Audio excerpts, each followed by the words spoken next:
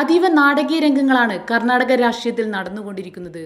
സർക്കാരിനെ അട്ടിമറിക്കാനായി BJP operation lotus ആരംഭിച്ചിട്ടുണ്ടെന്നും കോൺഗ്രസിലെ 3 MLA-മാർ BJP നേതാക്കൾക്കൊപ്പം മുംബൈയിലെ ഹോട്ടലിലുണ്ടെന്നും കർണാടക മന്ത്രിയും മുതിർന്ന കോൺഗ്രസ് നേതാവുമായ DK ശിവകുമാറിന്റെ പ്രസ്താവനയ്ക്ക് ശേഷം നാടകീയ രംഗങ്ങളാണ് കന്നഡ നാട് സാക്ഷിയായിക്കൊണ്ടിരിക്കുന്നത്. സർക്കാരിനുള്ള പിന്തുണ 2 സ്വതന്ത്രർ പിൻവലിച്ചത് BJPയുടെ ഓപ്പറേഷൻ താമരയുടെ ഭാഗമായിട്ടെന്നാണ് കോൺഗ്രസ് ആരോപിക്കുന്നത്. H. നാഗേഷ്, R. ശങ്കർ എന്നീ സ്വതന്ത്ര MLA-മാരാണ് സർക്കാരിനുള്ള പിന്തുണ പിൻവലിച്ചത്. കോൺഗ്രസ് JDS സഖ്യ സർക്കാരിന് ഇതോടെ 115 പേരുടെ മാത്രം പിന്തുണയാണ്. നേരത്തെ ഇത് 117 ആയിരുന്നു. 224 അംഗ സഭയിൽ 113 പേരുടെ പിന്തുണ ആവശ്യമാണ്.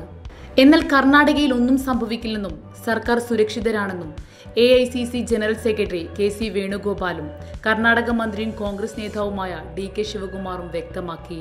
ജനാധിപത്യത്തെ വെല്ലുവിളിക്കുന്ന പ്രവർത്തികളാണ് BJP ചെയ്തുകൊണ്ടിരിക്കുന്നതെന്നും സംസ്ഥാനത്ത് കോൺഗ്രസ് JDS സർക്കാർ കാലാവധി പൂർത്തിയാക്കുമെന്നും KC വേണുഗോപാൽ അറിയിച്ചു.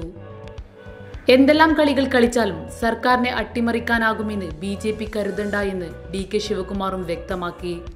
സർക്കാരിന് ഭീഷണിയില്ലെന്ന് മുഖ്യമന്ത്രി HD കുമാരസ്വാമിയും വ്യക്തമാക്കിയിട്ടുണ്ട്. BJPയുടെ ഓപ്പറേഷൻ താമരയെ ചെറുത്തു തോൽപ്പിക്കാൻ KC വേണുഗോപാൽ ബാംഗ്ലൂരിലെത്തി. News desk big 14.